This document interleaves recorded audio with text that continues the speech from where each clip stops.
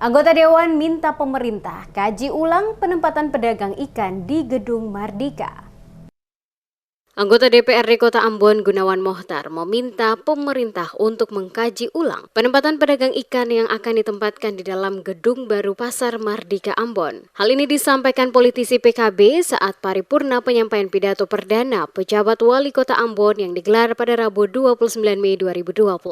Pasalnya konsep menempatkan pedagang ikan di lantai 4 gedung Pasar Mardika baru dinilai akan mengganggu estetika gedung pasar itu karena ikan yang diangkut limbahnya akan merembes hingga lantai 4 itu. Sekretaris Komisi 1 DPRD Ambon itu mengaku gedung baru Pasar Mardika Ambon tidak sama dengan gedung pasar yang ada di kota-kota besar lainnya di Indonesia.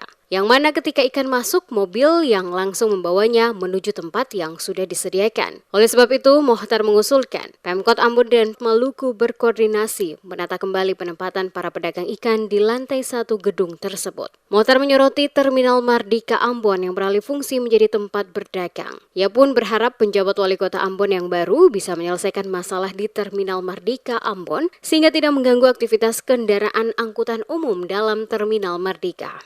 Saya meminta kepada pejabat yang baru untuk berkoordinasi. Kebetulan ada Pak Belhasik dari sini, supaya jangan sampai pedagang ikan itu di lantai atas. Itu gimana nanti ikan dibawa ke atas, lalu air atau limbah ikan itu dia turun ke bawah.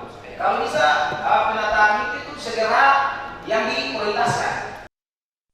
Diketahui Balai Prasarana Pemukiman Wilayah Provinsi Maluku telah merevitalisasi Pasar Mardika di Kota Ambon pada 2022 lalu. Pasar itu dibangun dengan konsep tradisional modern. Pasar ini terintegrasi dengan terminal angkutan laut dan transportasi kota.